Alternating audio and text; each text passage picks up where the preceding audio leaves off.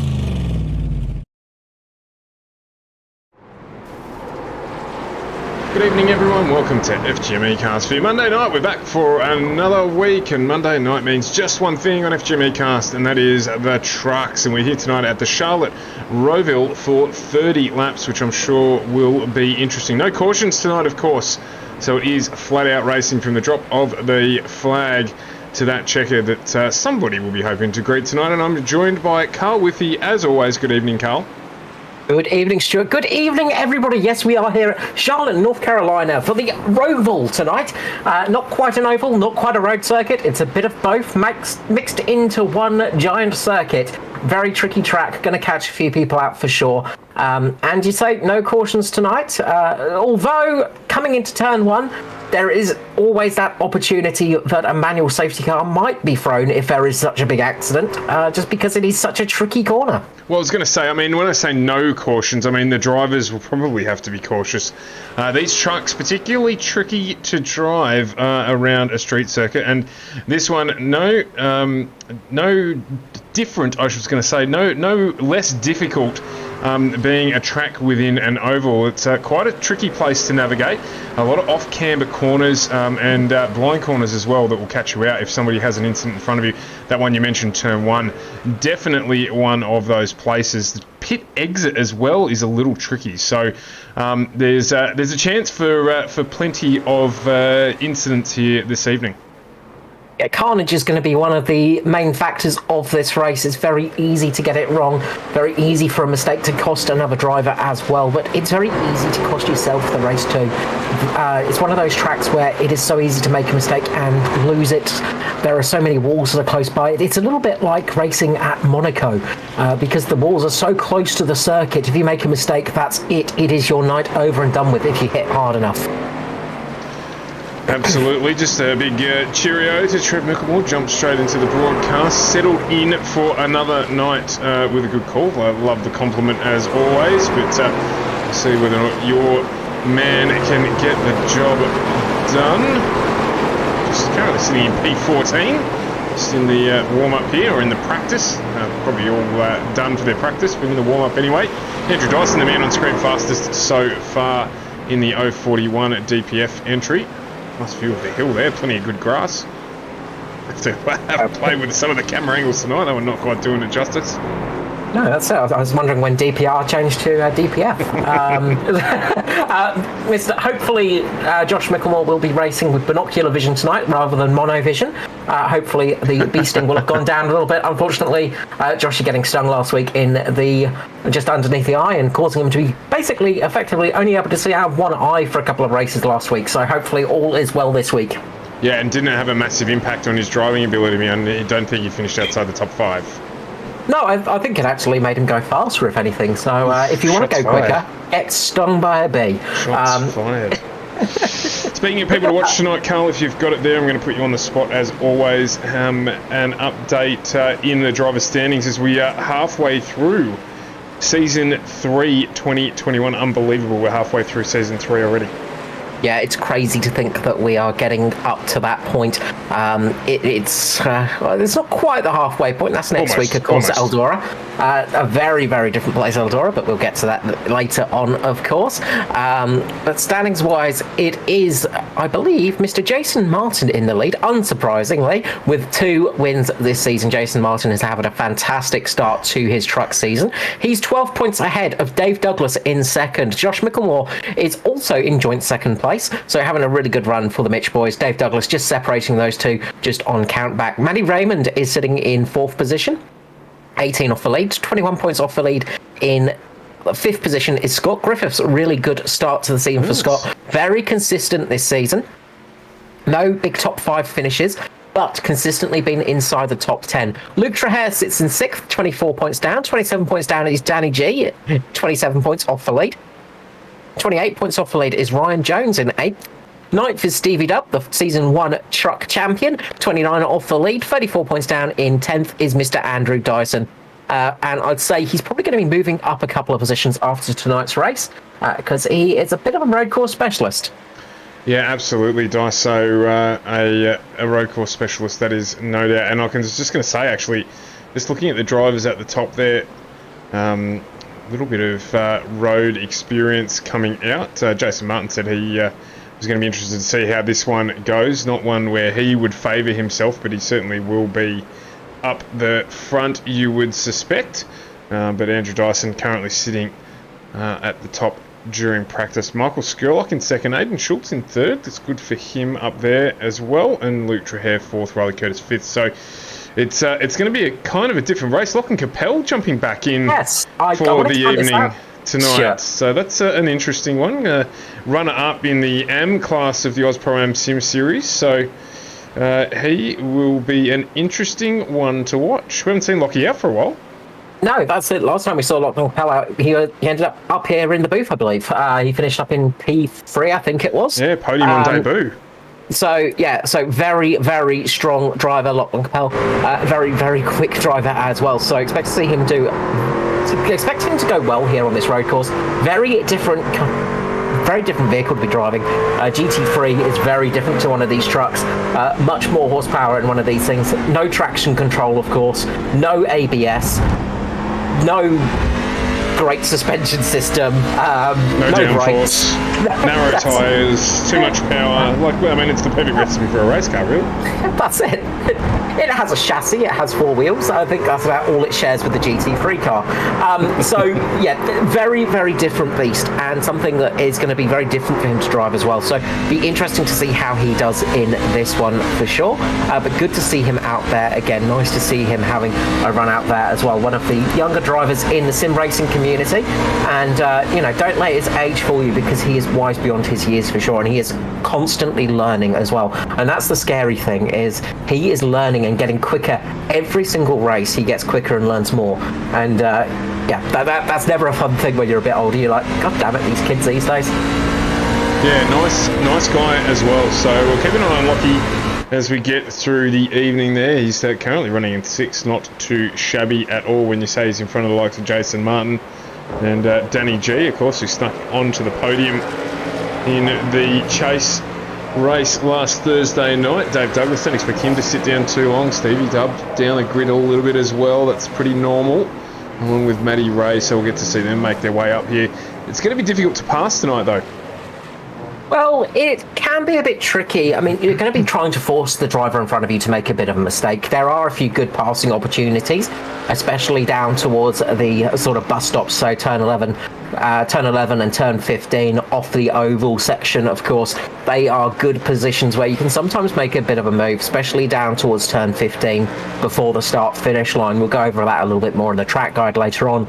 But this section here through past the pit lane, it can be a bit tricky, and just out of the sort of twisty section onto the oval can be very tricky as well, because it is quite tight there. It's very easy to make a mistake, and you can capitalize on that. So it's very easy to get loose up through those sections, and very easy to capitalize on somebody else's mistake.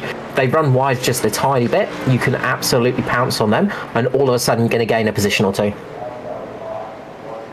Yeah, very much so. So the trick here is going to be getting moves done cleanly, and as you say, not making too many mistakes with the 30 odd laps that we're going to be doing here tonight. Let's have a quick look at the track conditions as they sit. 53 degrees on track, intense heat on track. That's going to have an effect on tyres and tyre management. You might see the drivers not go out too hard at all on that first flying lap. They might, certainly not on the warm-up, before they get out into qualifying that first lap. Probably be pretty timid, I imagine, as they try and preserve the tyre, not get too much heat into it too early on, and give themselves the best chance to make that first lap a success, or at the best the second lap if they can do it. So have a look at that when they get out on track. 29 degrees ambient, so that's a ripper here. 53 degrees. Yeah, it's quite a warm bit of asphalt there, and look, the tyres on these things will get hot, of course, and as we said, these things, they get hot at the rear as well, and that's going to be the thing. Keeping the rear tyres somewhat alive is going to be key here, because you're doing a lot of accelerating here.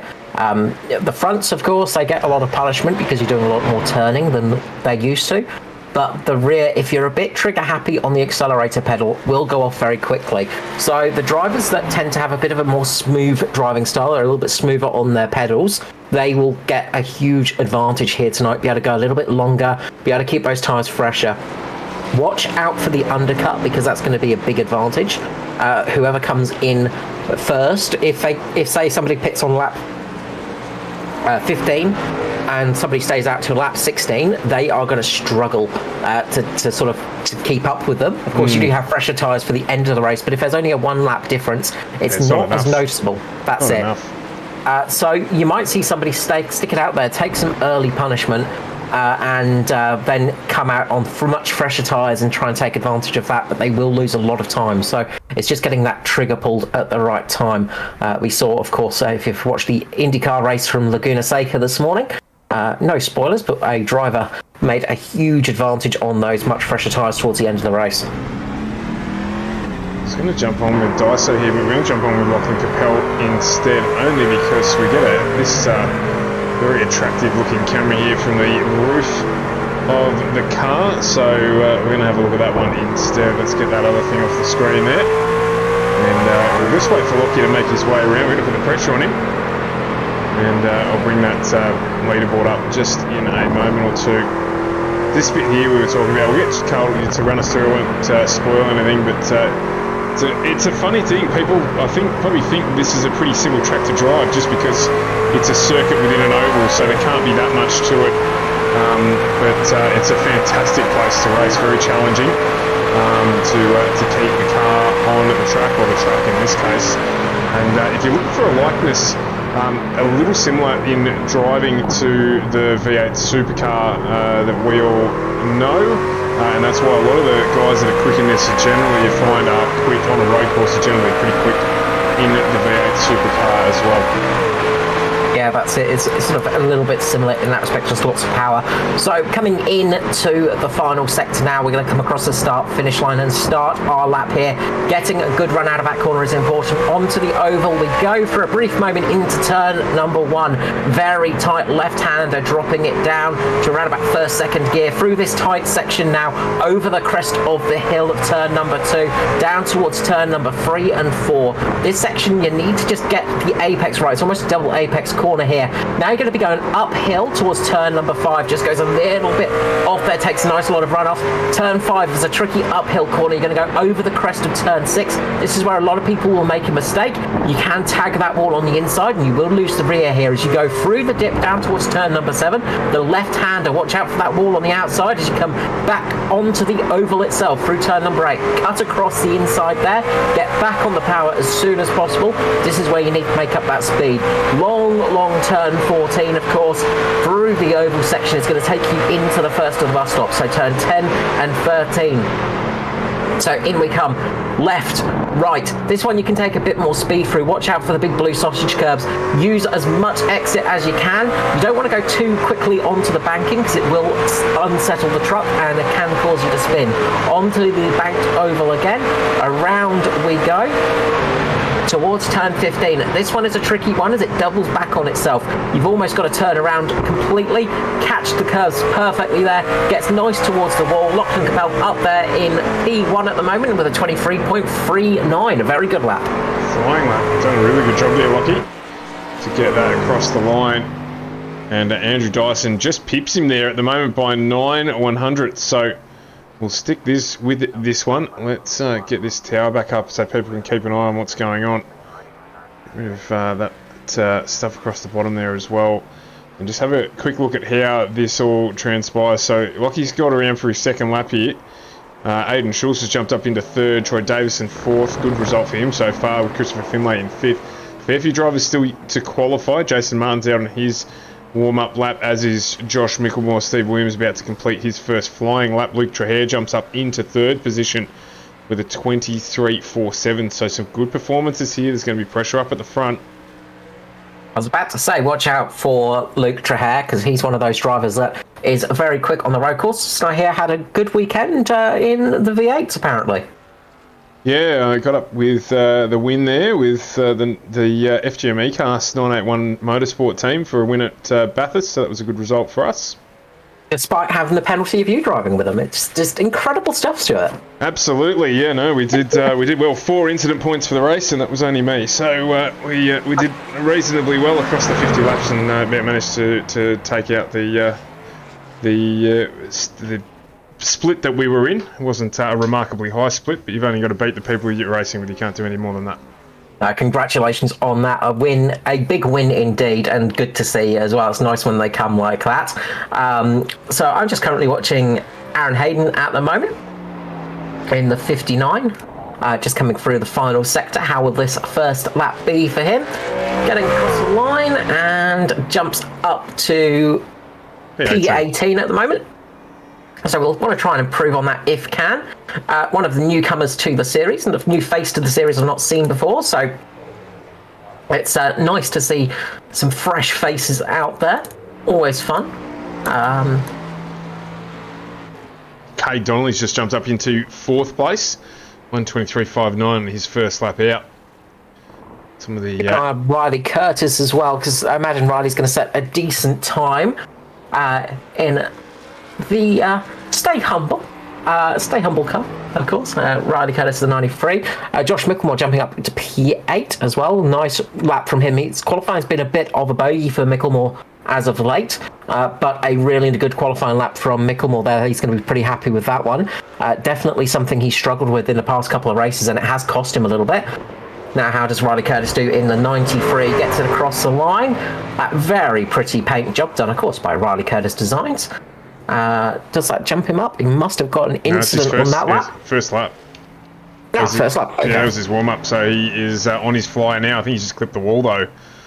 I'll just have a look for some damage there on the back of the truck. No, nothing indeed, so maybe just my eyesight giving out at the ripe old age of 37.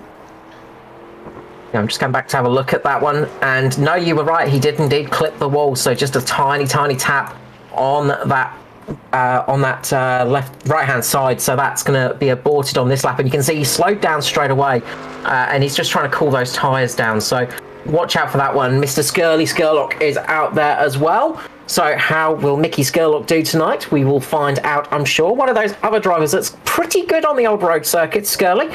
We saw him do some great racing. He was racing in the Formula V's, I think it was, and taking out, I think, second place in the championship overall in that series. And up into P3 he goes. Strong result there, 123.4. So the standout tonight so far, Dyson obviously 1 second clear at the front, but Capel and Scurlock there with 1/100th between them at this point in time, between Capel and Scurlock. And then you've got Trahere and Donnelly rounding out our top 5. So unusual for us not to have 2 or 3 cars at the front on exactly the same lap time for once, Carl. Yeah, very much so. It's nice to see not even laps, but they are pretty close up there as well. Daiso, Capel, both setting very reasonably close lap times. Dyson, Capel, Scurlock, I should say, setting very close lap times. Andrew Dyson's managed to set a 22.2, almost a second clear at the moment. That is a ridiculously fast lap for Daiso, as we did kind of expect. We know that he is quick, but will he come a cropper tonight with that heat? That might be something that catches him out a little bit tonight. So you were the one last week warning myself and Scotty about losing our licenses for potentially, throwing out shadows as commentators early in the broadcast, Carl. The commentators cast, look. Wanted to heed some of your own advice. That was championship positions. This is just start of the race. Do you think that's allowed? I didn't realise there were levels of curse. Oh yes, very much so. There are different levels of curse you can throw out, of course. If you say somebody's going to win a championship, they will not win a race ever again, of course. But no, definitely looking good for Daiso. But it's not over yet, as I said. He has to be a bit careful of those tyres tonight. If he's going a bit too quick tonight, he could possibly burn up those tyres a little bit and come to struggle a little bit towards the end. How does Riley Curtis do? He gets across the line and manages to get up into P8. Nice lap there in the 93. I guess it gives him the advantage of being able to manage his race a little bit too. If he can build a lead, knowing that there's going to be that there shouldn't be any caution periods.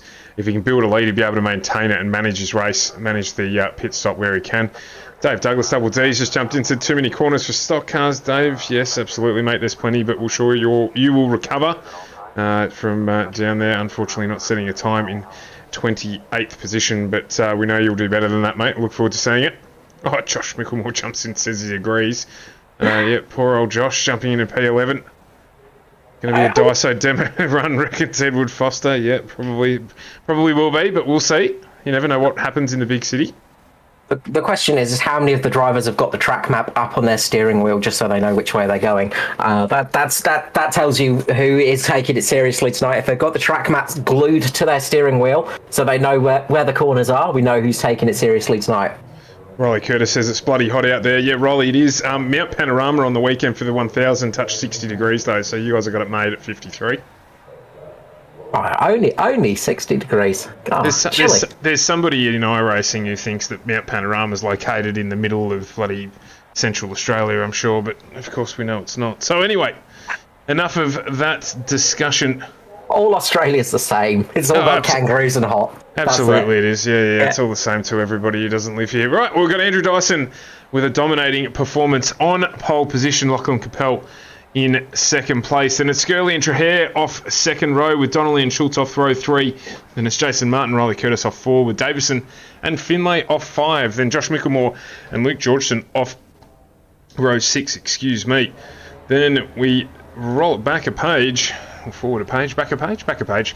Justin Howe, Lachlan Urquio, then it's Dwayne Priest and Scotty Griffiths. Then we've got Danny G and Todd Maxfield off row 9, Matty Hunter and Tristan Cock off row 10, Stevie Williams and Philip Howe off 11 with Norm Clark and Noddy Tompkins off 12. Got a good field here tonight with Ben Vickers and Aaron Hayden off 13, Dave Douglas, Matty Ray off 14, Igor Burkick, Daniel Weaver off 15, and it is Bob Clement rounding out the 31 starters for this round of the ANZCAR Truck Series live on FGME Cars. You can see them all there lined up. It's one of the things I love about NASCAR racing. They line all the cars up at the start while they all head out behind. It'll be the pace truck tonight to get this one underway. Big problem, of course, is the drivers aren't all standing across from the cars and have to run towards the cars to start them. That's the only thing that's missing out there. Yeah, there's nothing like seeing who can run the fastest to start their car. The good old days of motorsport. Yeah, before they worried about safety quite so much. It's okay. Drivers bounce off bonnets, they're okay. Yeah, absolutely. They're malleable. Yeah, that's it. You can find replacement drivers, a tenner penny. That should be a good race tonight, though. As I said, as is stated, heat is going to be a tricky one tonight. It is going to be hot, and it is going to be one of those things to watch out for. The heat of the tyres is going to be key tonight. It should be a single stop. I don't think anyone's going to really think about doing more than one stop tonight. But we have been surprised in the past. We might see a couple of people rolling the dice a little bit, seeing if that works. But you do lose a lot of time in pit lane, although there is a lot of time that can be gained as well. So it is that thing of risk and reward, gaining time, losing time. Now, one of the things to watch out for in this section is actually getting away from the grid and getting to the start-finish line, especially through this very tight section here as they go side by side. It's such a tricky section to go side by side through turns 1, 2 and 3 that even when you're doing it at low speed behind the pace car, it's still very, very tricky. So hopefully everybody will be all good. Scotty's just jumped into the chat and says, "Go team after dark. Good luck, Luke and Aaron." Need to make sure to give them some coverage there for you, Scotty, as we get through the night. Just say Carl 2x2. Might work for the Ants going marching in, but it's going to be tough here.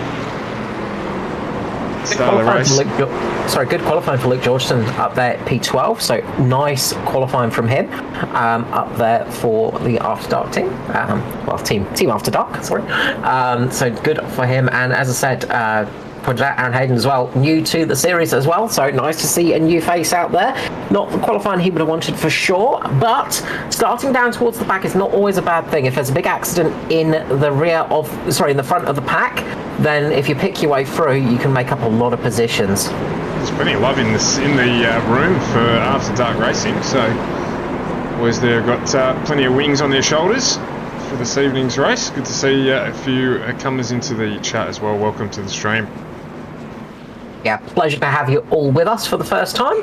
We love seeing a few new faces out there, and as we said, we love seeing some new drivers out there as well, because it is all about that. We love seeing some fresh faces, both the stream and on the track as well. Makes it exciting. The pace truck is coming up towards the first set of bus stops now. We'll soon be going around the final set of corners and getting it ready. Who are you putting your money on tonight, Stuart? Who are you putting the curse onto?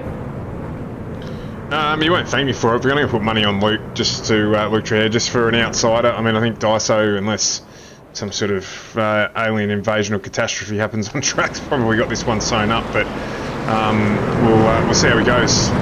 Works incredibly quick in these, so he's where my money is tonight. I'm not going to rock the boat at all. I'm going to go Daiso, of course, but I think Lachlan Capel might give him a bit of a run for his money tonight. Hope he does. Incredibly good young talent.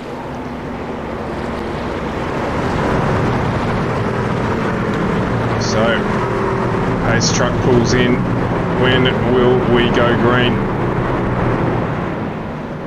and they will be going around the final corner, and it goes green, and we are racing here at Charlotte Motor Speedway, the road course, of course. It is Charlotte Roval. Dyson gets a good start there, away nice and quickly. Watch out for the rest of the field filing through that chicane. They get away neatly, of course, no passing before the line in ANZCAR competition, and you've got to make sure to hold the line as well, so Dyson might get a little bit of a slap on the wrist for that one, because he did cut across quite quickly, but Dyson does get a good start. They all look to be cleanly through the first set of corners at the moment. Good job, good start from all. And the Godfather, Edward Foster's put the kiss of death on Aidan Schultz. Said he was pretty quick here in the Weekend Warriors series, so Aidan starting there in 6th position, already up 1 spot into 5th. Oh, do we really need to put more jinxes on Aidan Schultz? I mean, he carries most of them himself, so he's got a car full of black cats most of the time. Hopefully tonight they won't escape and he can have a good finish. We will be looking on to the Aussier entry, of course, the one with the kangaroos on it, Aidan Schultz. Riley Curtis getting a fairly decent start as well, running up there in P7, managing to gain a spot already as they are filing through. Lachlan Capel gets a big tank slapper on. That's going to give Skirley the opportunity to make a bit of a run on him in the oval section. So you can see Skirley there just getting that little bit of advantage. You get a little bit of a tow as you come through this section, and now coming towards the final set of corners. Will Skirley be brave on the brake pedal? Just takes it easy on this first couple of laps. Doesn't take too many risks there. A lot of curb on the exit of the corner, but keeps it right on the back of Capel at the moment, putting pressure on him as it stands, as there is a bit of a check up a bit further back. I think Troy Davidson might have just got a little bit of a tag from Josh Micklemore just into the final chicane. Yeah, just a little tag in the back from Micklemore. Micklemore just not braking hard enough. Troy Davidson getting caught out by that one and getting a slow down penalty as well. So unfortunate there for Troy Davidson in the Simboys entry. That's going to hurt him, and all the 024 is pretty much out. Yeah, Igor Burkic there, parking it in the wall, having to call the pit doctor, and he is off. Lachlan Urquhart as well, looking like he's had an issue. So just go back quickly and have a look at that one. They scrapped too much of the sausage. Oh, you can't say that on air. Scrapped too much of the curb there. Just unsettled the truck. Probably put a bit of heat into those tyres, and off he goes around. And fortunately, no one else caught in that. Ended up on the inside of the track there, but that's going to make it a bit tough for Lockie for the rest of this evening. But Andrew Dyson, 3 seconds to the good already. Lucky he didn't get slammed into after grabbing that. So good job from Dyso with the start there, running away at the moment. Skirley is up into P2 though. He hasn't managed to get past Lachlan Capel. So Skirley is on the move. He's going to be the one trying to chase down Dyso. How will this one go? I'm just going back to see when Skirley made that move. He got it done through the twisty section, so just actually through the midfield corner, just through turn 5. So nice pass there from Skirley. He is definitely on a bit of a charge at the moment, but Dyson is very much in control. He's got a 3.5 second lead already. We'll just bring that one up on the screen now. So nice move there, just down the inside. Skirley just absolutely positioning the car perfectly. Just runs off the road a little bit. Nice bit of hip and shoulder there. No contact though. Very nice move though from the 350. Just saying to young Capel, look, you might have youth on your side, but I have the magnificent mutton stash, and I will take that position. Skirley there, just dominating his way through. Yeah, no, good move there. Elbows out, with plenty of racing room given, and fortunately the runoff there as well. So Skirley up into P2 early on in this one. So far 23.2 by Andrew Dyson, fastest lap of the race last time around. And he is now 3 seconds to the good, nearly 4 seconds to the good in front of Michael Skirley. We've got this good pack here: Lachlan Capel, Luke Trahair, Aidan Schultz, and Cade Donnelly making his way up towards the back of this pack as well. It's something that we actually missed when Lachlan was having his accident. Justin Howe had pretty much the same accident, just a little bit further down the track, so they basically did exactly the same thing. Justin Howe ran a bit wider than Lachlan just caught a bit of grass on his rear tyre and really damaged the front of that car, so Justin Howe in pit lane getting some repairs done from that one, but pretty much a mirror incident. It's a tricky corner, that one. catch some of the drivers out at some stage, I'm sure, particularly as the tyres get older. Ben Vickers looks like he's had an incident as well. Let's go back and have a look. So let's see what happens. Turn one. Yeah, turn one, a very tricky corner, and he's already got some damage on the rear there, so it looks like he's had somebody just tag the rear of him, and he just goes straight in there, understeer central, and just goes straight into the wall. That's a big hit. Yeah, that's going to impact on that car's ability to turn. You would certainly think, as Blucher here now coming under threat from Hayden Schultz. Look out the back of the NASCAR Racing entry. Schultz there, trying to look for a move underneath, not quite able to get it go. Slash and go graphics, great job on the livery of the NASCAR Racing entry. Hayden Schultz there, having a good look, not quite able to get it done. Schultz is ready to jump on the back of the Traher 43 entry. Schultz all over him. Hey, Donnelly also caught up with this. Kay Donnelly is just sitting right behind Schultz at the moment, so this is a free car battle at the moment, as Kay Donnelly just gets a bit of blinking there, unfortunately for him in the 40, but those three are nose to tail at the moment, really putting the pressure on each other, and that's going to make things a little bit tricky, and of course this is going to help people like Riley Curtis and Jason Martin catch up to this group as well. So watch out for those cars, those trucks catching up to this pack as they battle on. Jump back and check in with Luke George for all his adoring fans. Currently still sitting at P11, up one spot. Doing a good job, just maintaining the pace at the moment. Yeah, keeping a good pace there, just keeping in a good position as well, just showing that that qualifying pace was not a fluke, and he is able to keep that sustained pace as well with 5 laps in, 25 remaining, of course. Up at the front, got Traher just battling it off Hayden Schultz. Those two cars are so close at the moment as they go through the final chicane, nose to tail as they went through there. And you can see Kate Donnelly just putting on the pressure as well. These 3 trucks are right in it at the moment, and there is no room to be given. Any one of them makes a slight mistake, they will jump on that and be able to make a pass position. You can see Schultz really trying to put the pressure on Traher, trying to get into the corner a little bit earlier, and that's going to give somebody like Kate Donnelly a little bit of a chance to go a little bit wider, get a little bit more speed off the corners as well. So as Aiden Schultz is battling it out there with Luke Traher, Kate Donnelly's just sitting there going, yeah, keep on fighting, boys, keep on fighting, this is going to help me out. Yeah, absolutely, and the question is how much tyre is going to be spent trying to get this move done. Schultz is battling away, obviously he's stuck in behind Traher as well, so not a bad move for Kate just to jog on the spot a little bit, see how this one plays out.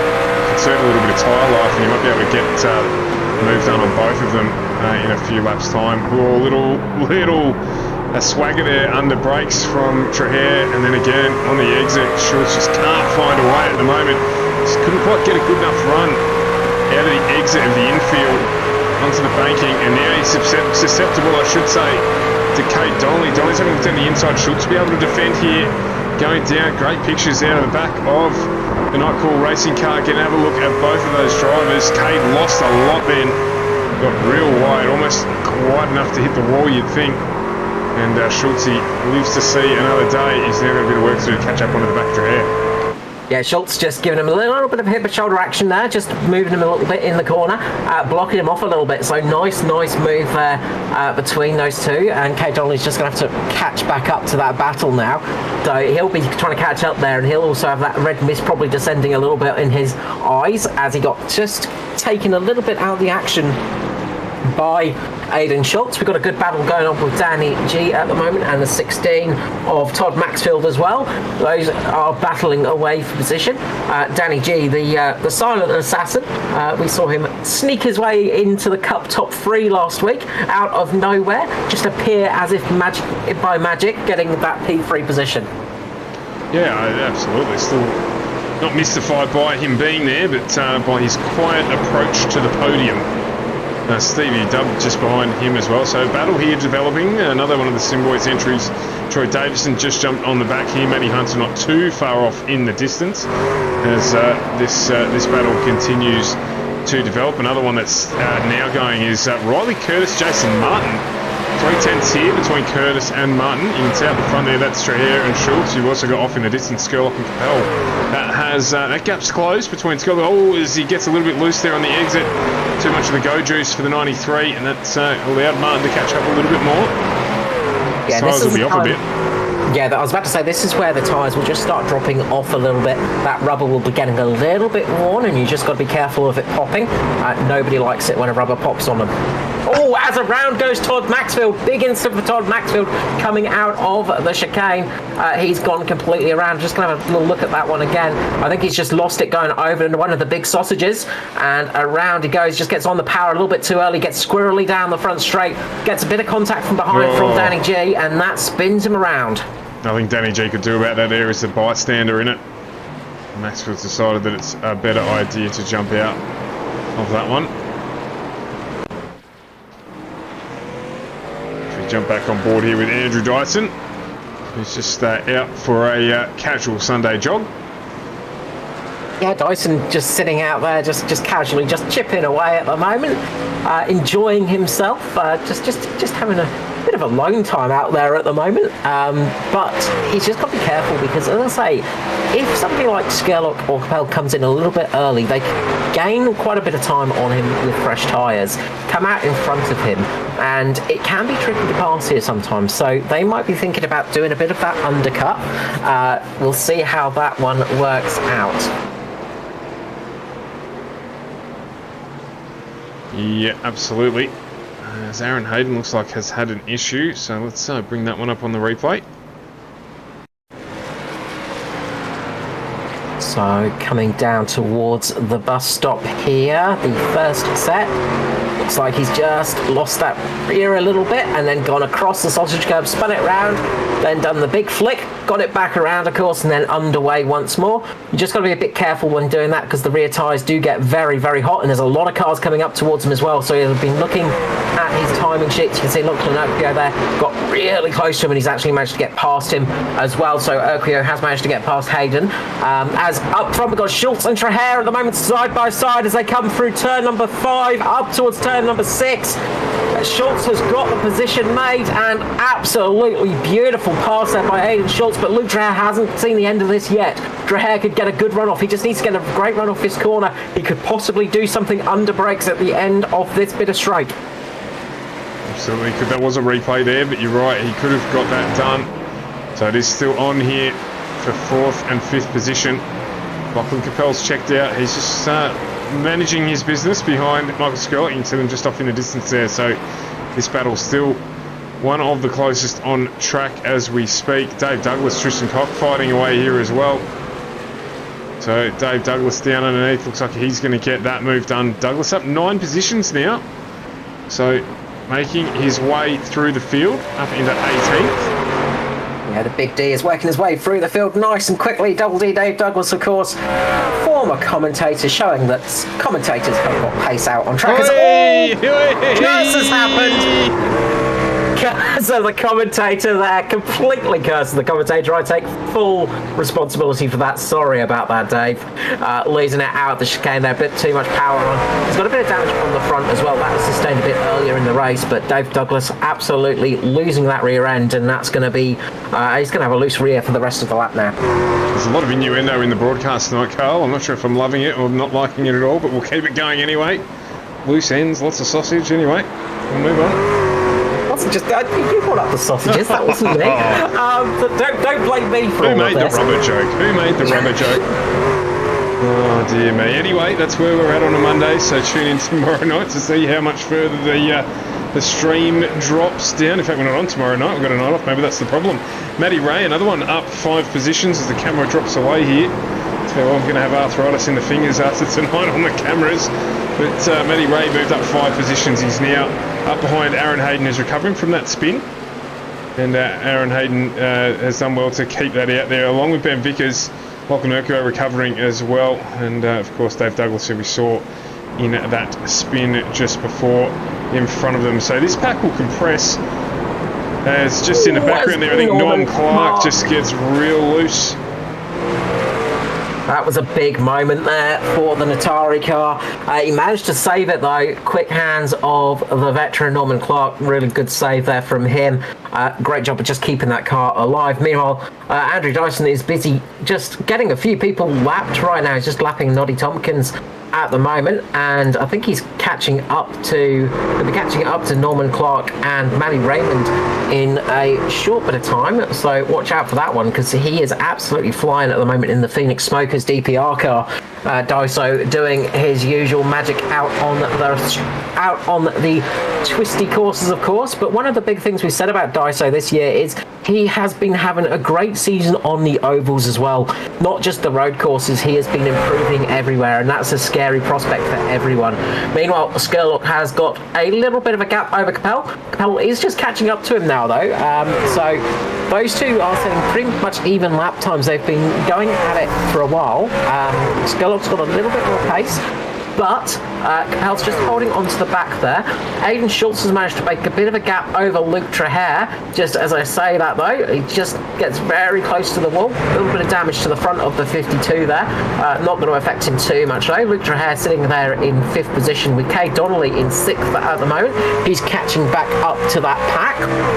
Jason Martin having a really good run in P7. Started 7th, is sitting 7th, just in front of Riley Curtis, Christopher Finlay, and in P10 is Joshy Micklemore as well. So Jason Martin, he is the first to tell you that he's not as confident on the road circuits, on the street circuits, as some of the other drivers, but he has been improving immensely, and again, another solid run from Jason Martin. It's been a little while. We spoke about the Aussie esports liveries last week on the stream, and at that stage we're having a look at the livery of Ruben Phelps, Aidan Schultz's teammate, and we're having a chat about the Kiwi Australian version. This camera here is just allowed us to have a look at the deck lid of Aidan Schultz's 52 entry, and I didn't realise, it's a little bit difficult to see when we get sent the photos and that, but it was all Australian slang across the boot of the livery there. So you got Flamin' Heck and you reckon Bonza mate, all the local lingo. So she'll be right. It's all good in the back there of Schultz's livery. I love it. Bloody oath, mate. It's an absolute ripper, that job. It's absolute ripper. That is horrendous, Carl. Absolutely friggin' horrendous. Sorry, I'll go back to being British now. I was going to say, stick with the white glove stuff, mate. Stick with the white glove stuff. Ooh, Traher gets loose in the background there. It's probably one of my favourite camera angles, actually, but we've probably run it a bit too much. But you can see there the rest of the Aussie Esports livery there, done by Ruben Phelps. Cracking job. It's fantastic. Yeah, really nice. The camera angle's looking fantastic on the stream tonight, and they are really showing up the best of the Roval, which is great to see, because it is a track that it's not exactly loved by everybody, the Charlotte Roval, but it is a really fun place to race. And these trucks, it's not an easy thing to race in, because they are very tricky to get around. They're tricky to hustle around a track like this, but they are such fun things to drive. Andrew Dyson. Sorry. Very close there, just as they were getting past some cars. Just going to mention Andrew Dyson. He is now starting to set some quick lap times. Daiso has seen the little bit of a challenge coming from Michael Skurlock. He was just setting some quick laps beforehand. All of a sudden, Dyson has just started setting 25s. So Skurley 26.4, Andrew Dyson 25.5, just absolutely flying at the moment. Really good run from him. Sort of don't get a lot of the press when you're that far in front, but it just shows you how good Daiso is on these courses. We've seen over the 2021 year multiple lockouts by DPR on circuit racing events that we've held, whether it be in the Thunder Series, the Cup, or the trucks. So they are certainly a very strong outfit on these circuit races. They are indeed, but don't forget, we've seen them improving on the ovals as well. Of course, first race of the chase they managed to get a full lockout. Absolute fantastic stuff by all of their drivers. So they're quick on the tracks. Of course, they're quick on the twisty stuff. But back in Darlington, they showed that they had what it takes to get quick on the ovals as well. And Daiso himself getting a few wins on some of the ovals too. He is really improving, and it is just one of those things. He is a real big threat now to all of the drivers, and everybody knows it in that 041. Absolutely. Pearson, his teammate, just jumping into the chat, saying we all love Daiso. We certainly do. Good team and good character to have around the community. But he is out well and truly in front here tonight. 11.5 seconds to the good ahead of Michael Skirlock. Riley Curtis has jumped into pit lane, so he's getting it done. He's pulled the trigger we're on lap 15, so Curtis is pulling the trigger now. He's pulled the trigger of that grenade and he is coming in, so we'll see how that one goes. He is going to be quick when he gets back out there. Of course, you've got to get the tyres back up to temperatures. You have to be careful on cold tyres. No tyre blankets, of course, in NASCAR, in American racing, and in most forms of racing, in fact. It's just those European formats with those very fast cars that have those hybrid systems that tend to have those fancy tyre blanket things. And in my honest opinion, they kind of ruin it as well. I think driving on cold tyres is a absolute skill, and it's something that really I wish we'd see more of. Oh, come on, Carl, everyone loves an electric blanket. Would you prefer that or put a water bottle on it?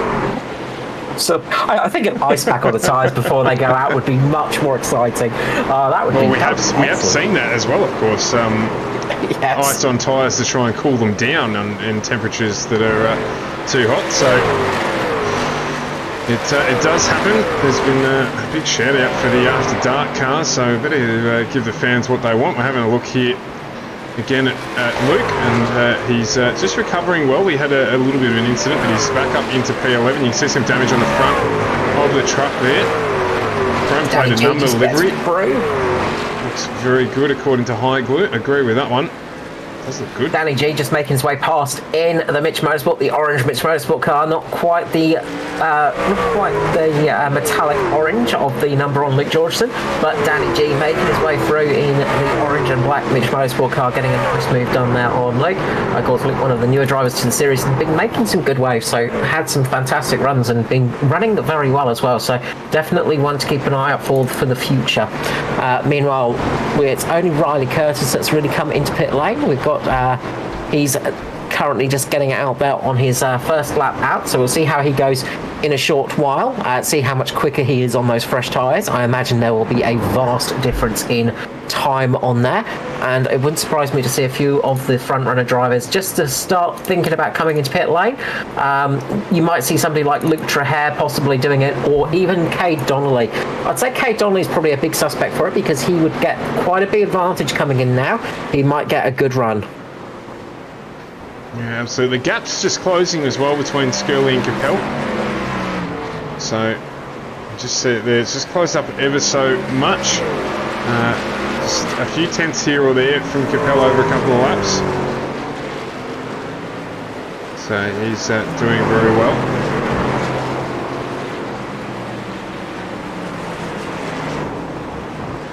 Fair bit of damage actually on that. Skirley's had an incident in that truck. There's a massive amount of damage to the right hand front corner and right hand side of the 350 car. Yeah, I was just having a look at that. I'm just going back in time to have a little look at that, and that was a couple of laps ago into the first corner. He's just gone a little bit. He's just got a bit tight going into that first corner. Say tyres just getting a little bit on the worn side, and he's just not been able to rotate the truck enough. Just going over the brow of the hill, and it's just caught him out a little bit, straight into the edge of that corner just on the exit of pit lane, and that's the reason he's got that big chunk of truck missing.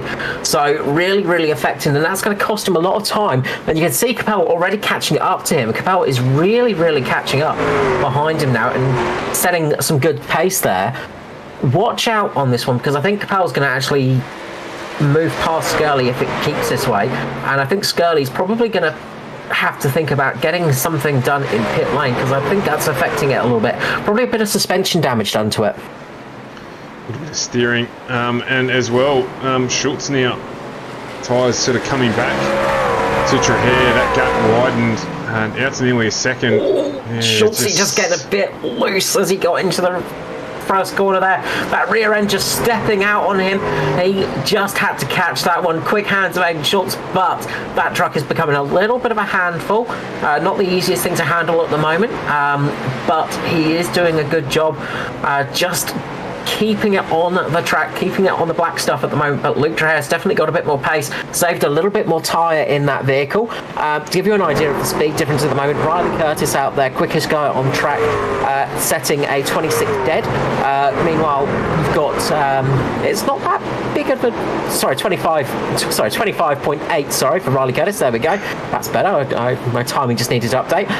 So around about a second quicker than most trucks out there. Not a huge difference at the moment though. A lot of the trucks still in the 26s, so Skirley, Capel, Schultz, Trahair and Donnelly setting 26.4s, 26.6s. So only a second quicker for Riley Curtis, but that is going to help him out a little bit. Andrew Dyson, meanwhile, is still able to set the quick times. He just set a 25.7. So Dyson has still got some life in those tyres. So obviously its drop-off is not as bad as we expected tonight. How will they go with fuel? Is there a chance he won't stop? Not sure. Not sure. I did not get a chance to do any practicing or chat to anybody beforehand. Usually, I just wonder because he's 13 seconds up the road from Michael Skurlock. So by the time he does the pit lane transition, and he's still faster than Skirley and Capel behind him, he might be able to just manage the race out with no stops, which would be extraordinary. Yeah, we'll see about that one. So Georgeson's into pit lane. Looks like he just had a small incident actually, so we'll just have a quick look here. Probably on the entry into pit lane. He's gone, try to go down underneath Riley Curtis. And looks like he's just got on the gas a little bit quick there. Just rotated the rear. The 274, he's decided that means it's time to jump into pit lane. Those rear tyres will be cooked. So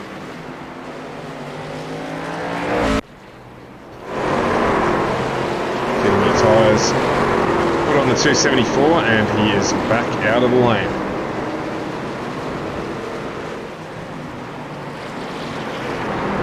So we've got 11 to go here. So still plenty of time for people to make their moves. Skirley has just widened the gap ever so slightly over Lachlan Capel. Aidan Schultz though still under pressure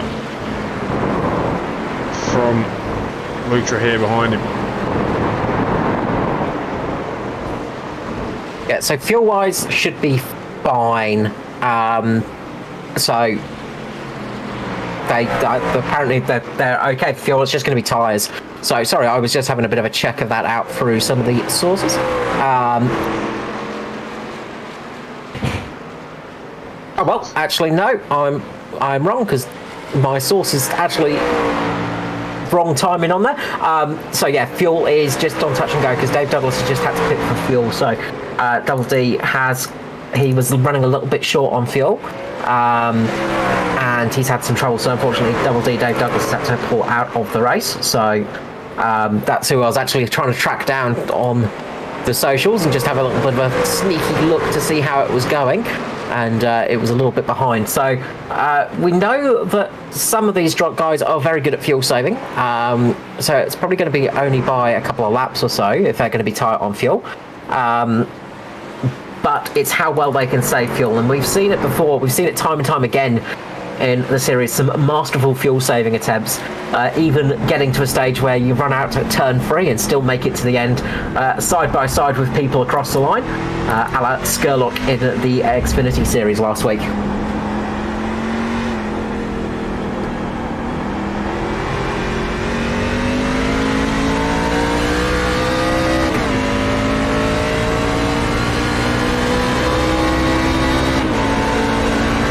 Just waiting to come in, wait wait for sort of a little bit to come in. Stevie Dubb coming into pit lane though, so Stephen Williams is coming into pit lane, so we'll see how that one goes. I think one of the drivers this is going to help out quite a lot is going to be Riley Curtis.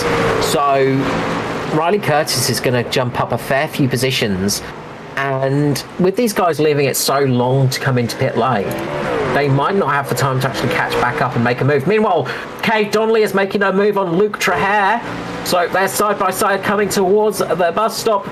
Donnelly is in front and makes the corner.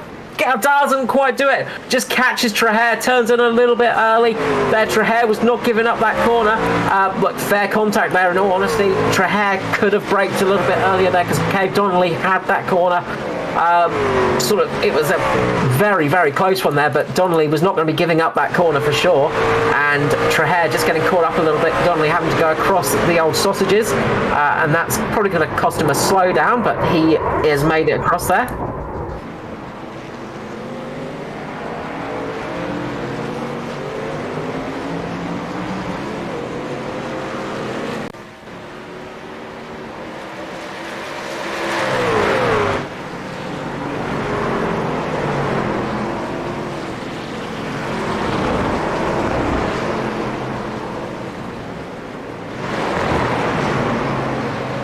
Yeah, I think there might have been the tiniest bit of netcode involved in that as well, because it just looked like almost like there was a buffer of air just spinning Luke around in that one, so it was very close there. Meanwhile, you've got Skurlock having to defend from young Lachlan Capel right over the back of Skurley at the moment as they get past Matty Ray, I think it is. So those two are absolutely back at it, and Capel is caught right up to the back of Skurley. Meanwhile, Christopher Finley making a move on Jason Martin. Good drive from Christopher Finley. Very quiet tonight, the Simboys driver of the 104. The yellow Simboy, of course, making his way up through the field, just getting past Jason Martin. A nice little move there. And he's going to be trying to catch up to Luke Trahere as well. But the battle between Skurley and Capel, I think, is going to be an interesting one.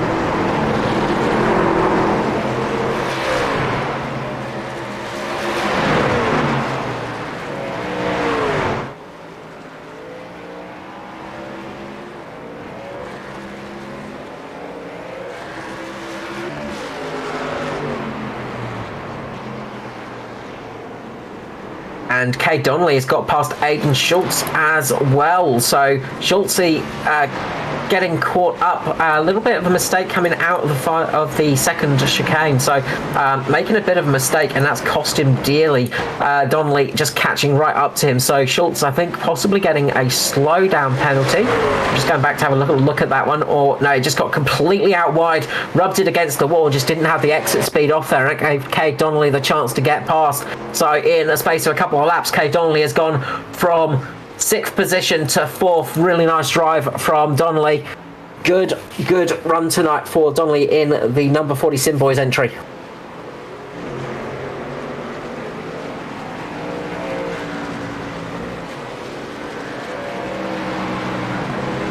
Remember, Riley Curtis on those fresher tyres. We've got 6 laps remaining. We're on lap 24 of 30. But Riley Curtis is on those much fresher tyres now, and he's starting to work his way up through the field. So if anyone needs to dart into pit lane, this is going to help Riley Curtis out huge amounts.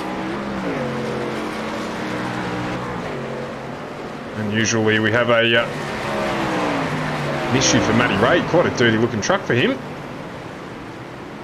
They just locked it up. Got crossed up going into the bus stop. Big spin there for Matty Ray. That's not what you need to have happen. That's it's not been his night tonight, and not the night he would have hoped for as well. I mean, you know, things have not gone all Matty Ray's way tonight, and we often see him working his way up through the field. Not quite tonight, as Aidan Schultz makes a big mistake as well. A second mistake for Schultz, just getting through the infield section, just getting up over turn number 5, I think it was. Just gets onto the grass. Big moment there as that rear loops out. He manages to keep it. He's still ahead of Luke Trahere though, but that gap has closed, and that's given Kay Donnelly a nice bit of breathing space. Meanwhile, Riley Curtis has just got past Scotty Griffiths. So Riley Curtis is right on a charge at the moment. He's going to be catching up to Josh Micklemore within a bit of time. So there's a bit of a gap there between Micklemore and Curtis, but that will start to close up, I'm sure. So that's those fresh tyres coming into play. Yeah, it's really helping him out. And as I said, if these guys need to stop for fuel, they are going to be in a spot of bother. So we know that pit lane transition time, obviously for tyres, is about 40 seconds. If you take tyres out the equation, it's a little bit quicker, of course. You don't have to change tyres. You can just chuck some fuel in there. But looks like these guys have been fuel saving like absolute bosses tonight and might be able to make it. So it could be one of those moments where we see a few people cough and splutter across the line and maybe not make it, but it is going to be very close. You can see there Scully and Capel absolutely fighting it out still. This has been a race-long battle, ladies and gentlemen, as well. This has been going on all night long. The stamina shown between Scully and Capel, great job between the two of them. As Capel makes a move. Down the inside, he's going to stick that one. Scully has to take across the inside there. He's going to take a slowdown, I'm sure, and he'll probably lose that position.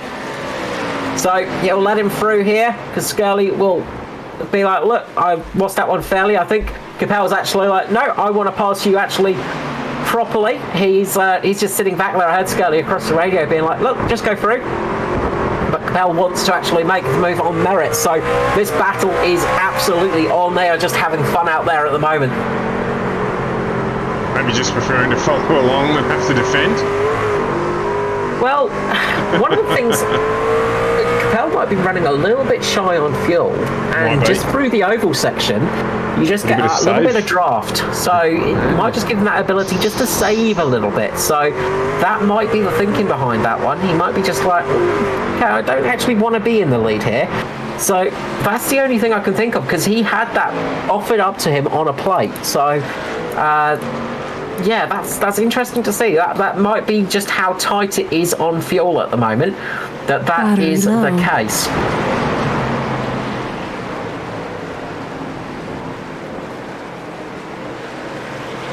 Meanwhile, Aaron Hayden's having a good battle with Ben Vickers at the moment, down for 22 and 23. Hayden, newcomer to the series, they just make a slight bit of contact getting out the corner. Side by side, Ben Vickers, the Juice Digital, and Aaron Hayden's gone round. Big incident for Hayden, and unfortunately just lost it getting across put his foot down a bit too hard on those old tyres. The rear kicked out for the 59, and that's going to be some big damage there. Unfortunate for Hayden. Good debut, but unfortunately a little mistake there has cost him dearly. Just trying to avoid the contact there. Ends up getting caught out. Scully just getting a huge slide through turn number one. Rear end just stepping out huge amounts. He's basically drifting it through the corners at the moment because those tyres are absolutely dropping off. I think the cliff has absolutely hit Scully because he was just sliding it through the corners there. That's some skill keeping it actually on track for Scully. He's doing a great job at the moment as Aiden Schultz is just getting passed by Luke Trahair as well. So Aiden Schultz just having a little bit of bad fortune towards the end of the race. Another little moment for him. Still up there in P6 though. So things can still look like a top five. He's got Christopher Finlay behind him by about 10 seconds. Jason Marsh and Josh Micklemore in 9th. 10th is Riley Curtis. Riley Curtis is desperately trying to close that gap with only 3.5 laps remaining though. I don't think it's going to be close enough. Yeah, absolutely. I don't think he's going to be able to get that done. 8 seconds to make up on Josh Micklemore. That's a huge gap to address over 3 laps. It's not going to happen. So at this stage looks like that's where he will finish. Worth the gamble though. Just not quite able to get it done. So Ultra here broken the gap here now. He's 1.4 seconds over Aiden Schultz. Lachlan Capel could make a change for P2. So I might just have a quick look at the gap there. Scully still on it with Capel behind him. So we'll stick with this battle for a little bit here. They are so loose in the rear at the moment. It's all over the place. They are just holding on for dear lives as they try and get round each corner. You can see that rear just stepping out every time they get into the corner. Capel just behind him as well. Really, really struggling with keeping that truck pointing it in a straight line even. You just got to be so gentle on that accelerator pedal. You just can't be too rough with it because otherwise you're going to go round as Skirley just gets a huge slide through the corner. Look at that truck going round. He is able to keep it in a straightish line, but he is definitely struggling at the moment. Yeah, absolutely. You see the tyres showing their wears. Yeah, those tyres must be almost to the bursting point, I would say. They are very close. Indeed, Skirley makes a big mistake. Across he goes, and this is going to be it. Capel is going to get through the 018 up into P2. Michael Scurlock concedes and says, look, I can't keep up this pace. I can't keep battling like this. This is too hard. Meanwhile, Norman Clark almost gets into Luke Trahair. Trahair trying to catch up to Kay Donnelly at the moment. The battle is still on between those drivers. Donnelly, though, does have a bit of a gap. Aidan Schultz just behind him. And Christopher Finney is trying to catch up, but probably doesn't have enough time to do it in. As we've got 1.5 laps remaining. It is Daiso still in the lead of the race, trying his best. Lachlan Capel, now he's got some free air, is showing he's got some pace in that truck. Just set one of the faster laps of the drivers that are currently out there. He's down into the 127s, same as Andrew Dyson. Yeah, absolutely. Donnelly still up in 4th position here. It's been a good night for him. So he is looking good to take that away. Skirley and Capel, what a great drive from these two, particularly Skirley with that damage on the right-hand front corner there. And Capel, just a rookie in the series, doing a ripping job here in P2. You see Dyson just off in the distance. So will be Andrew Dyson, who will collect the white flag, and he will be on his way around to complete what has been a masterclass here at the Charlotte Roval. Yeah, absolute great drive so far from Daiso. He's still going to make it round one more lap though. He's still got a bit to go. You know, we've seen stranger things happen in motorsport. It's not over until you cross that line and see that checkered flag, of course. How many times in motorsport have we seen a driver dominating a race and then all of a sudden lose it on the last corner or the last bit of straight beforehand? But you've got to say it's looking good for Daiso at the moment as he gets around there. There is a battle going on as Trahair is still trying to catch up to Donnelly at the moment. Trahair has got some good pace, must be said. He is catching a little bit. Other than that, it is pretty open out there. A big mistake for Riley Curtis. He's had a big spin going through the bus stops, and that's cost him a lot of time, and that's given Danny G the chance to catch up to him. So Danny G might be looking for a top 10 finish tonight, but it is with this man, Andrew Dyson for DPR, the Phoenix Smokers liveried car, coming up round the corner for one final time tonight. Just behind him, Aaron Hayden's engine lets go. Unfortunately, he's not going to make it to the end of the race. So shame for him. But Andrew Dyson crosses the line sideways and takes victory at the Roval. It's a cracking run for Daiso. Lachlan Capel, he's going to come across the line shortly in second place. He's going to be 2.8 seconds in front of Michael Scurlock behind him. Luke Trahair doesn't look like he's going to be able to get it done. Well, in fact, there's been an incident there. Trahair's crashed, and that has handed it to Aidan Schultz.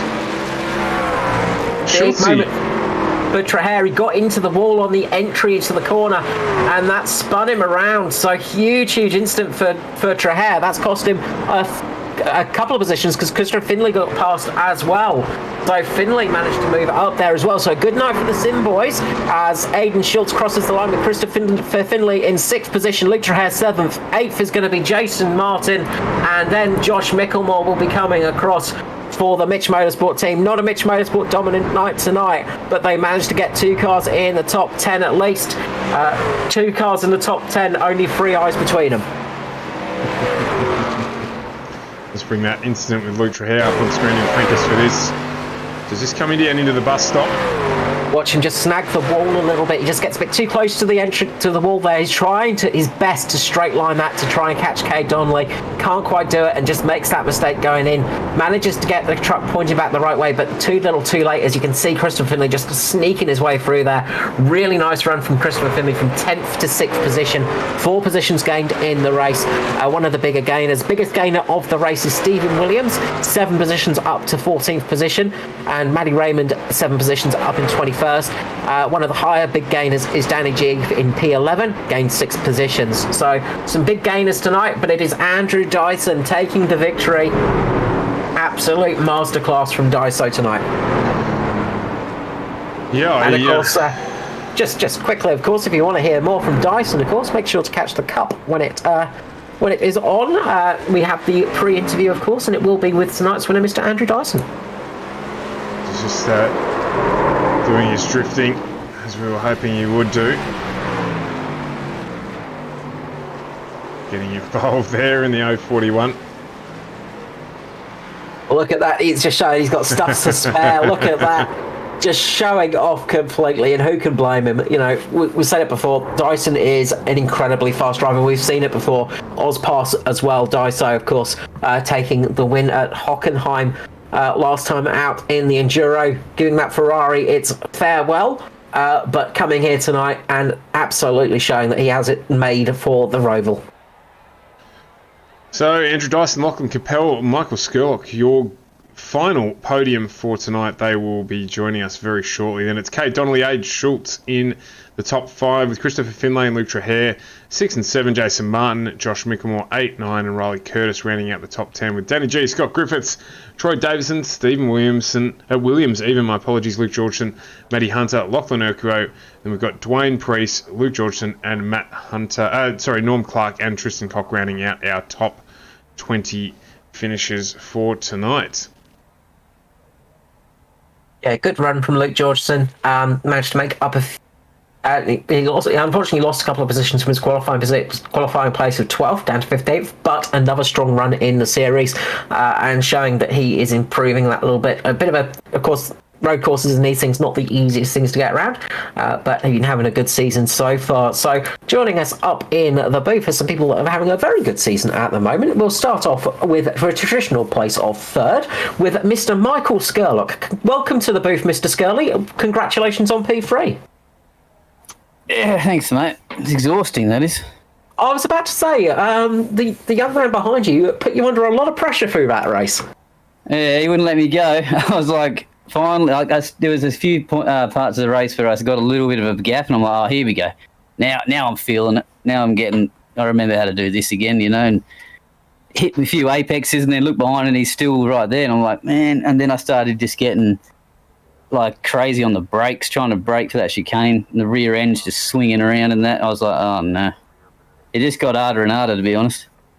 It did not look easy out there at all for you, and yeah, it looked like a lot of pressure. Obviously, we saw that mistake going into just through turn number 1, just catching the front of the truck. Did that make much difference for you, or did you not notice the damage too much? No, I did that a few times. I came out of that, out of that long extent where the pit exit is. Yeah, I bumped that wall coming out, but nah, the tyres and all that was shot by then, so like you can't really tell the difference anyway. You're riding around on 4 plates of jelly, mate, by then. But, I used I used to be able to just come into a road race and do all right, like without focusing on it. And like now they change the cars just enough all the time where it's like I've got to relearn. Like I don't really know what I'm doing out there. The whole time I'm just sort of hoping stuff works, man, while I'm driving. Well, it kind of worked for you. I mean, P3 is not bad at all. I was going to say, one of the other things as well is competition is improving as well, which is, it doesn't make things easy for you, does it, Skurley? Yeah, well, I guess get rid of Dyso and I look pretty good, mate, out there. So maybe we just need to do that. Instead of me practicing more, just get rid of him. That's it. Get rid of everybody faster, and then it'll look good for you. That's it. That's how we work. Look, you did a good run out there tonight. On paper, it doesn't look like much happened in the race. Of course, the top 3 finished in starting order. But there was a heck of a lot more involved in that than what we saw. That battle was fantastic stuff to watch. Obviously, no pit stop needed tonight. Were you thinking about possibly trying to come in for fresh tyres at some stage, or were you going to stick it out no matter what? Oh, I did think, but then I was thinking, no, the times that you get don't drop off enough to warrant that. If I was maybe, I reckon Daiso could have pitted and pulled away even more because he already had a decent enough lead, and that could have been some interesting for him to do, just for fun. But no, there's no way I was doing it.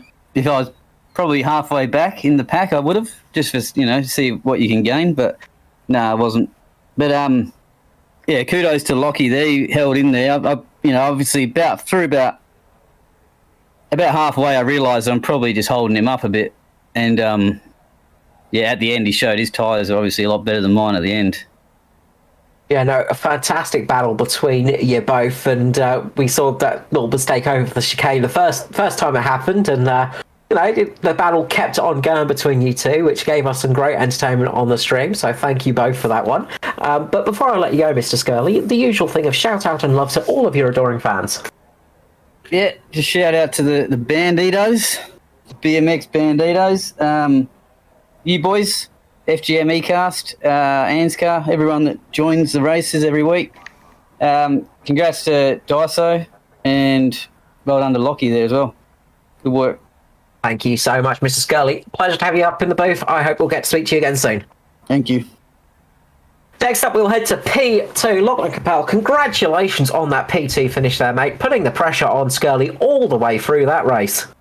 Yeah, I felt a bit bad because in the first chicane, or in the chicane where we had the kind of outbreak ourselves on, I thought that when my truck got loose, so I thought that I had hit him or blocked him from being able to overtake, and he went wide, but that was not the case. So in the spirit of competition, I let him go because I wasn't 100% sure whether or not I'd blocked or done something wrong, and I didn't want to get second like that. I wanted to work for it. I didn't just want to get it given to me, so I gave him the position back and kept on fighting.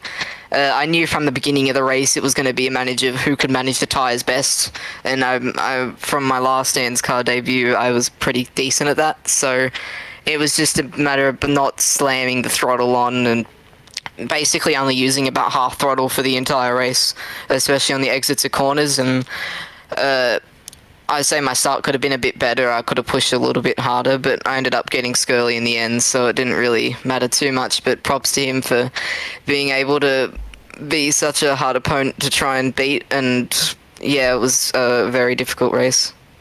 I was going to ask you, have you raced Charlotte before?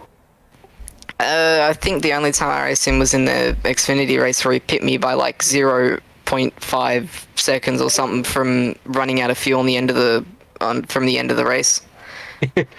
Yes, that's right. Yeah, so really good race between you two, and as you said, spirit of competition coming in there towards the end. It looked like it was a heck of a battle.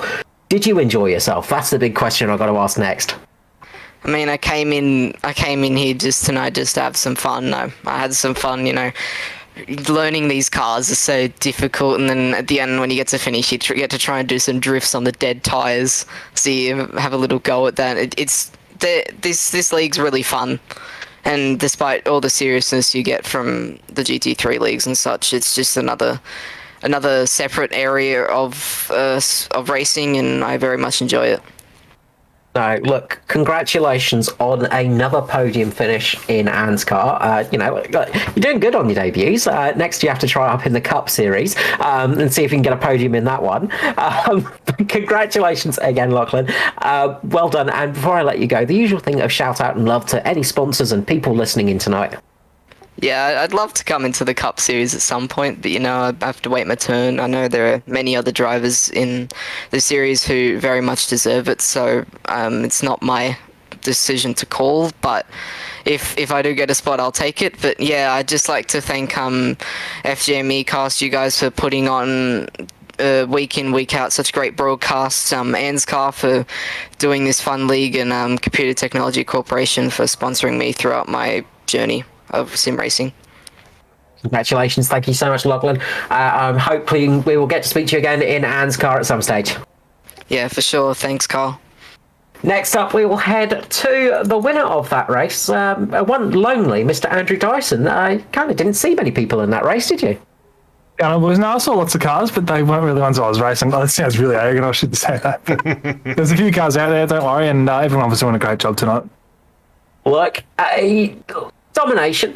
We've said it a few times. We've seen a few dominant victories in the past. Tonight was one of those for yourself. You really just had it on top of things tonight. 24-second lead at the end. That is pretty good in most racing standards. But you've just got it nailed, haven't you, on these road tracks? You just seem to have that sort of you're in touch with the car almost.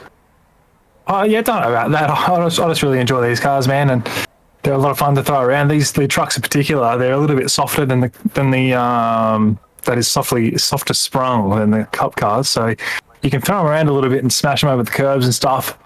Makes it really enjoyable. So yeah, I can get around it. Yeah, and look, we know you're not a slouch on the old road courses. We were talking a little bit during the broadcast about that, but you've been improving on the ovals as well, and you've just been you're becoming a sort of a triple threat, you could almost say. You're becoming a threat on the ovals as well as the road courses pretty much now, and consistently up there or thereabouts. It's really been a fascinating watching you sort of progress on the oval side of things as well. Somewhere like the Roval, does the little bit of oval experience help you much here, do you find, or is it just completely null and void? Oh yeah, probably not a whole lot, man. Like, to be honest, it's a completely different type of thing. So anyone out there who kind of only races ovals, they come to a track like this that's, in the officials for a week or something, and they'll probably have a bit of a bad time.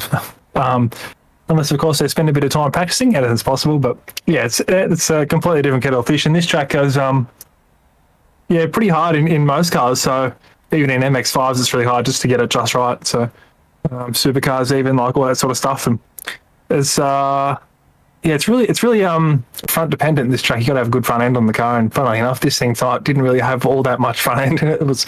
It felt pretty tight. But the balance actually got better throughout the race, so that might have helped. It certainly helped me. It might have helped a few of the guys out there tonight as the race went on. As the rear tyres dropped off, it helped the front end a little bit more. Yeah, I don't know. Maybe it has something to do with the fuel though as well. I don't really know a whole lot, but certainly like the rear tyres bore out more than the front tyres here. That's for sure.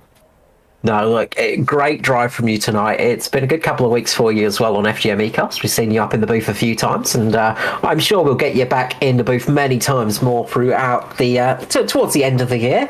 Not putting any curses on you or anything like that, but look, congratulations on tonight. And before I let you go, the usual thing of shout out and love to sponsors.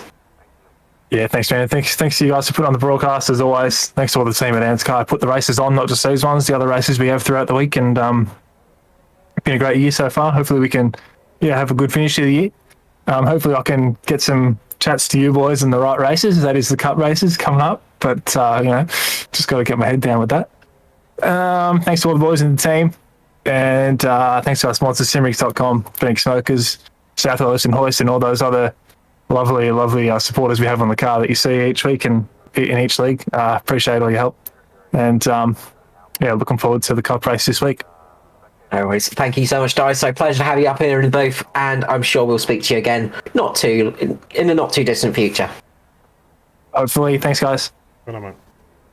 So another great race, Stuart, and look, we had some great racing out there as well, all the way through the field. I mean, Dyson did take that victory by a fair amount, but the rest of the field was so close tonight. We saw racing all the way through. There was hardly a gap between most of the drivers tonight. Yeah, really good racing throughout the field, as you'd expect, and a fantastic performance there from Daiso at the front. The sort of thing we come to expect from DPR and from Andrew and the team there. So a really good, strong result for him and for Lockie and for Michael as well. Good to see him back up on the podium for another week. So that's it for us tonight, Carl. A relatively early one by our standards with no cautions, but we're off tomorrow night with the week gap for the Oz Pro-Am Sim Series. And then we will be off to the...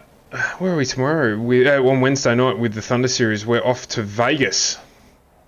We've been to Vegas. Sorry, we're off to Talladega. We're off to Vegas with the Yes. Cup.